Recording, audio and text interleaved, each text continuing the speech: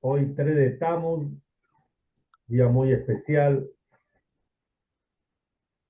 El Ayom Yom de hoy dice, cuenta el rebe anterior.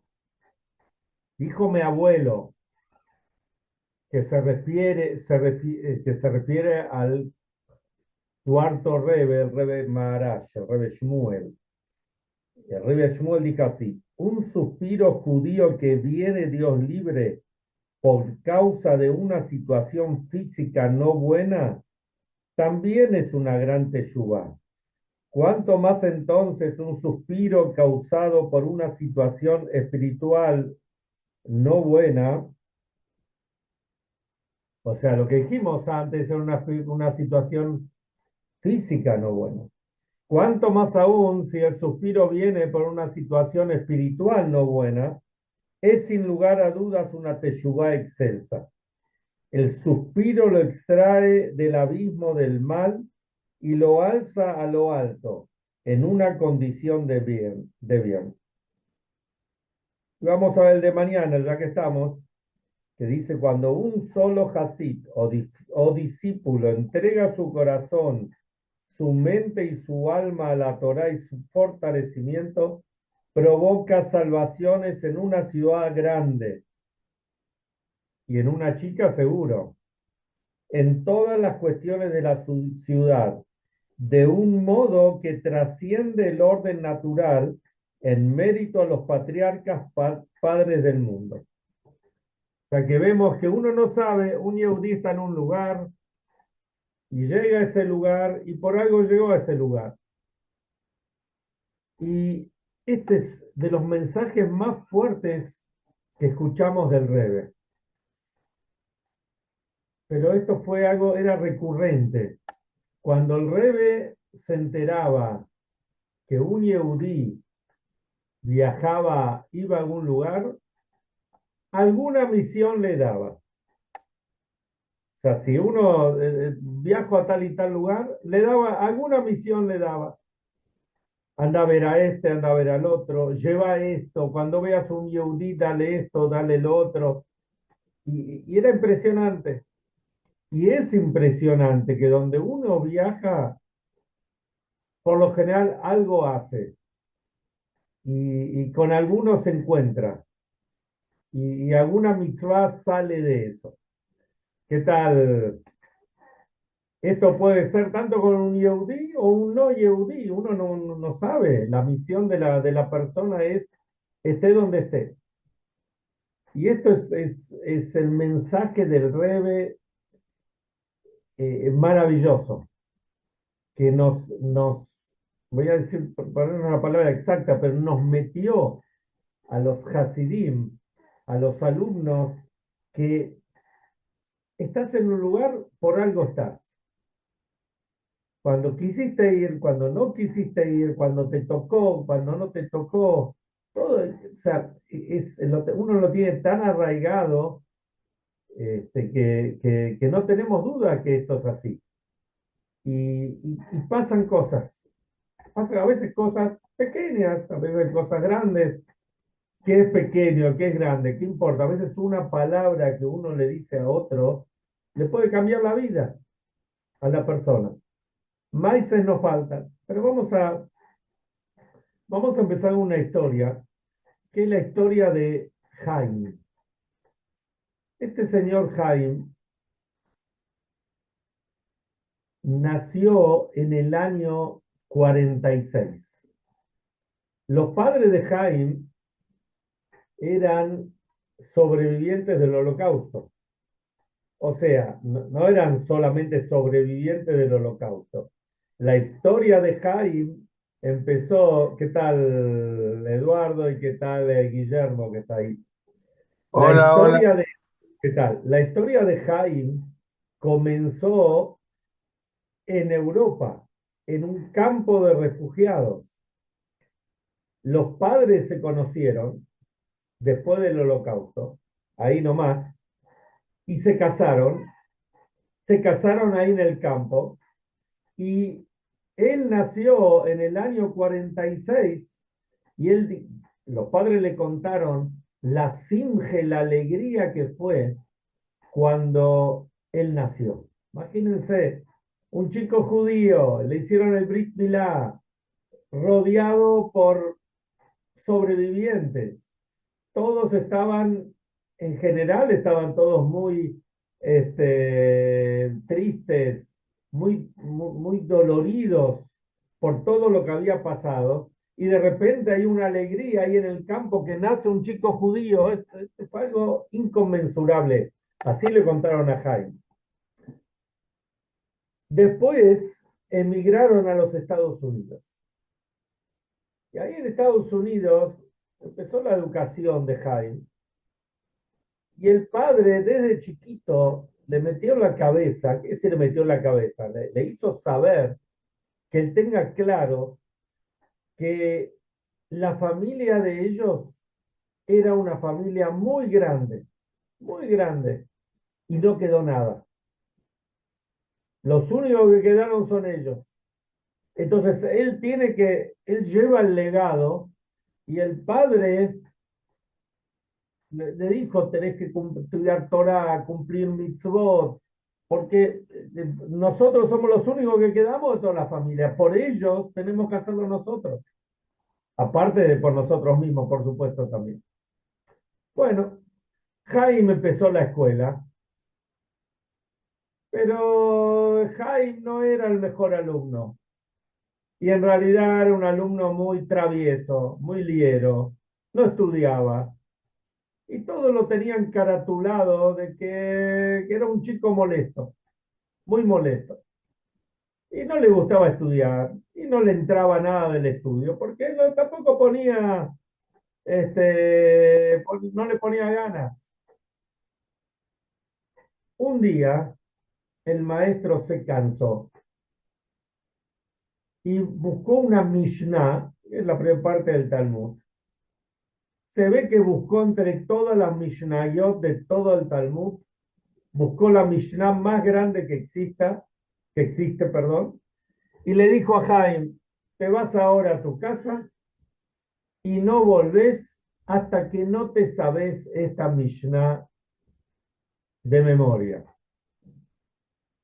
Jaime cuando la vio, dice, se empezó a reír, dijo, él no entra en consideración que él pueda lograrlo. Pero cuando estaba en la casa, pasó un día, 2 días, lo vio al padre. Y el padre en general era una persona muy triste los padres, ¿no? Por supuesto, por todo lo que habían vivido.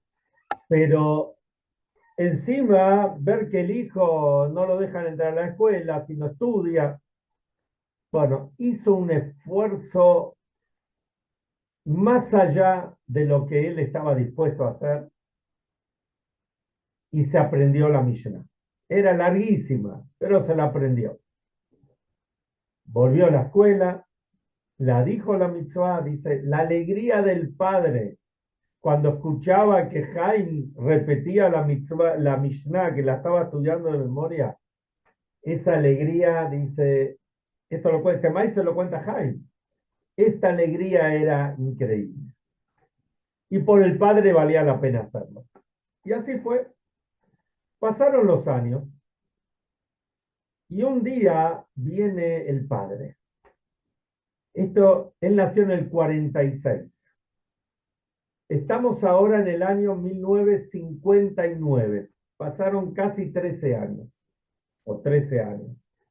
Viene el padre a la casa y le cuenta, mirá Jaime, me enteré que acá en New York, vivían en Nueva York, que acá en Nueva York, hay un rebe que estuvo en Rusia, que estuvo en Polonia, y que tenemos la oportunidad de ir a verlo. O sea, para él, ver a un rebe, por más que no era un Hasid de Chabad en este caso, pero el solo hecho de encontrarse con un rebe para él era revivir toda su infancia. Entonces le dijo a Jaime, vos estás por cumplir Bar Mitzvah, entonces arreglé un yehidut, una audiencia con el rebe, para que el Rebbe nos conozca y esto nos va a dar entusiasmo, va a ser una inyección de vida directamente, poder encontrarme con un Rebbe así. Pero él le dijo a Jaime, le dice el padre, pero no le cuentes a nadie, no hace falta contarlo. Esto que quede entre nosotros. Bueno, digamos que la audiencia iba a ser después de una semana, 10 días. Bueno, Jaime no dijo nada hasta que al final no pudo contenerse y en la escuela contó que va a ir a un yejidut a lo del rey. Cuando estaba por ir, un día antes del yejidut, de la audiencia, escuchen este maíz, que es algo impresionante, se le acerca un compañero, y realmente un compañero, un buen compañero, y muy delicadamente le dijo, Jaime, te quiero contar algo. Normalmente, cuando, un chico de Bar Mitzvah entra a una audiencia con el Rebe, entonces el Rebe normalmente le pregunta qué está estudiando y le toma como una prueba, le hace preguntas sobre lo que está estudiando. Así que yo sé que, y él no tenía la menor idea de lo que estaban estudiando en la escuela, porque él seguía con su norma, digamos. Así que le dice, prepárate. Pero él no sabía nada, no sabía ni lo que estaban estudiando. Vuelve a la casa todo angustiado y le dice al padre, no voy a ir, no me siento bien. El padre le dijo, mira, no way, como se dice en inglés.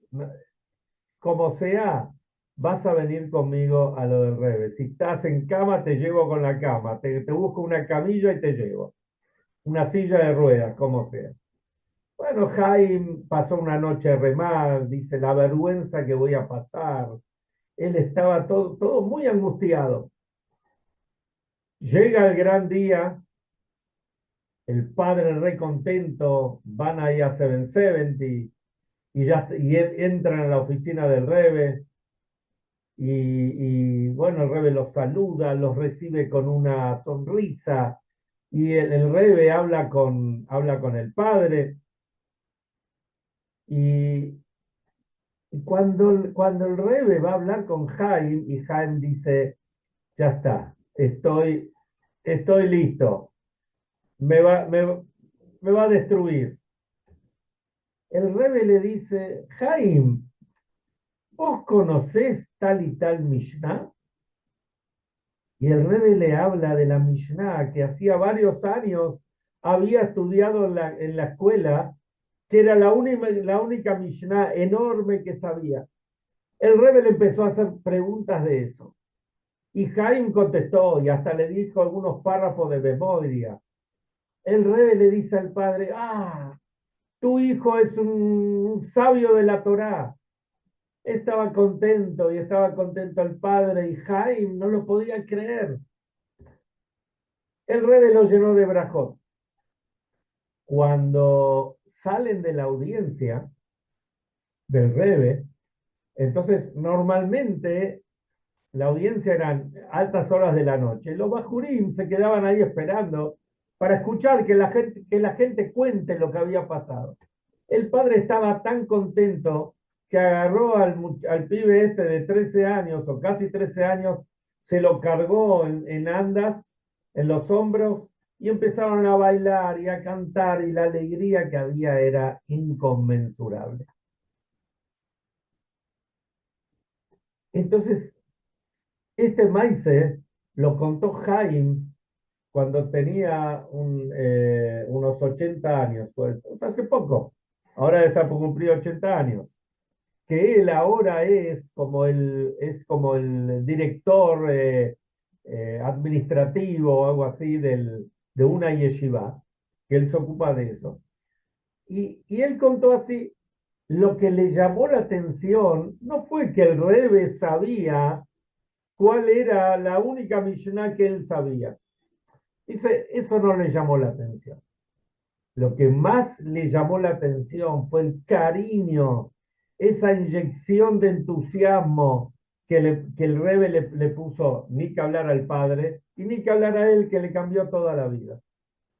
Y estamos hablando de una familia que venía muy golpeada de Europa después del Holocausto, etcétera, etcétera. Y esto es el Rebe. El Rebe, como hablamos creo en el Shiur de ayer, el Rebe vino, o ayer o anteayer, el Rebe vino a levantarnos, a levantar a la generación, a fijarse por el bienestar de cada uno y uno. Cada uno es una ovejita, somos una ovejita y el Rebe se preocupó y se preocupa por cada uno y uno de nosotros. Escuché un maíz que contó el rabino Ashkenazi, es uno de los grandes oradores, de 40 y pico de años en Israel, es de los top oradores, no solamente de Chabad, los llaman de todos lados. Y él contó un maíz que pasó con la madre. Miren qué interesante. El papá de este rabino Ashkenazi era el rabino de Kfar Chabad, una eminencia, falleció hace unos años, pobre, y escribió libros y comentarios sobre el Shulchan Aruch. Era realmente una eminencia. Y la madre también daba cursos. Cuentan que cuando fue el Shidduch del padre y la madre, entonces la abuela, o sea, la mamá del papá, le regaló a la madre del rabino que está contando, le regaló un collar que, digamos, el dije era un dólar de oro, perdón, de plata, no de oro, un dólar de plata que el Rebbe le había entregado a lo que era el novio en alguna oportunidad. Para la mujer era tan preciado esa alhaja que estaba con el dólar del Rebbe que no se lo sacaba nunca. Donde iba, lo llevaba. Un año, la Rebbetzin, la Rabanita Ashkenazi, va a dar una clase, una charla a una cárcel de mujeres. Y Eudiot, pero una cárcel de mujeres. Entonces le advirtieron, le dijeron, mira, no traigas alhajas porque las mujeres que están acá, digamos, tienen su prontuario, por más que son Eudiot. Perfecto, no llevó alhajas. La única que llevó fue esa cadenita con el dólar. Dice, sin esto no salgo. Bueno, cuando la mujer entra a la cárcel para dar el shiur, agarra digamos que la cadena con el dólar, lo puso dentro de la cartera para que no se vea, no llamar la atención. Dio la charla y en eso, como se le había hecho tarde, se fue a hacer minjá a un costado. Cuando termina minjá, se da cuenta que dejó la cartera arriba de una mesa con la cadenita adentro. Abre la cartera y la cadena obviamente ya no estaba. Y la mujer se sentía muy mal, estaba muy compungida. Imagínense, es un dólar del Rebe, pero aparte lo que eso representaba, no era el valor material, era lo que eso representaba. Pasó un tiempo y uno de los hijos de la Rabanita Ashkenazi, que vive todavía, no vive en Kfar Chabad, fue en el año 1991, la Rabanit viajó a Estados Unidos. Fue con el hijo al Rebe. Una noche, el Rebe está repartiendo dólares. Pero ¿qué tipo de dólares el Rebe reparte? El Rebe reparte unos dólares de plata que hacía años que no repartía. Los primeros años el Rebe daba monedas así de plata a los bajurín, a algunos. Cuentan los secretarios que el Rebe pidió para esa noche repartir los dólares de plata. Dice que buscaron por todos lados, por todos los bancos, porque no se encontraba. Pero el Rebe pidió, encontraron. Después hicieron como una bolsita para que cada uno lo reciba. Entonces la Rebbetzin dice, no tenía duda que todo esto era la sensibilidad de Rebbe para con ella. Y para terminar, digamos, o redondear un poquito la idea, tenemos los famosos maices que hubo con Elie Wiesel. Elie Wiesel fue un sobreviviente del Holocausto, premio Nobel de la Paz, si no me equivoco. Estuvo en Auschwitz, perdió a la familia, después no quería casarse y él tenía un kesher, una relación muy importante con el Rebbe. De hecho, hay en los Igrot Kodesh, en los libros de cartas del Rebbe, hay cartas que el Rebbe le escribe a Elie Wiesel, cartas realmente largas, ¿no? Con conceptos.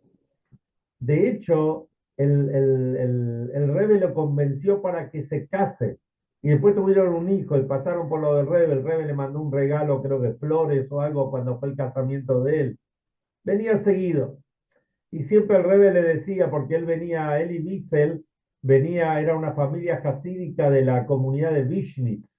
Él venía de Hungría, Rumania, donde están los Vishnitz, Siget. Y siempre decía, bueno, en Vishnitz hacemos así, en Lubavitch hacemos así. Siempre hablaban con el Rebbe sobre esas cosas. Pero Elie Wiesel contó lo siguiente. Él hizo un paralelo, un ejemplo entre lo que pasó en el Holocausto con los nazis y Mak Sheman Bezichram y con el Rebbe, el Lefabdalot. Los nazis, cuando entraron a Polonia, por ejemplo, cuentan que iban pueblo por pueblo y buscaban a Filu, como se dice en hebreo. Si había un Yehudí o un chico Yehudí, lo buscaban en un pueblito solo, o sea, no querían dejar a nadie de lado y se lo llevaban. Se lo llevaban a los campos de trabajo, los campos de concentración, a las cámaras de gas, los aleinos, lo que sea. Dice, contra esto, el Rebbe hizo todo lo contrario. El Rebbe también buscó y busca cada yehudí, aunque sea un solo yehudí en un pueblito alejado en cualquier parte del globo terráqueo, para que ese yehudí vuelva, se junte, esté con otros yehudim, cumpla una mitzvah. ¿Cuántos maíces escuchamos que el Rebbe mandaba matzot para Pesaj a un yehudí acá y otro yehudí allá? Ni que hablar, como conté antes, o conté la semana pasada, que una vez Menachem Begin estuvo en lo del Rebbe y el Rebbe le dijo, mirá, si podés, necesito que vayas a Francia, que hagas una escala en Francia. Lo conté la semana pasada porque hay una chica que lo no estaba por hacer un matrimonio mixto y era necesario, y ella era fanática de Begin, entonces sabía que si Begin le va a hablar, la va a convencer. Y Begin cambió todo el itinerario, siendo primer ministro de Israel. ¿Para qué? Para ir a salvar a una chica.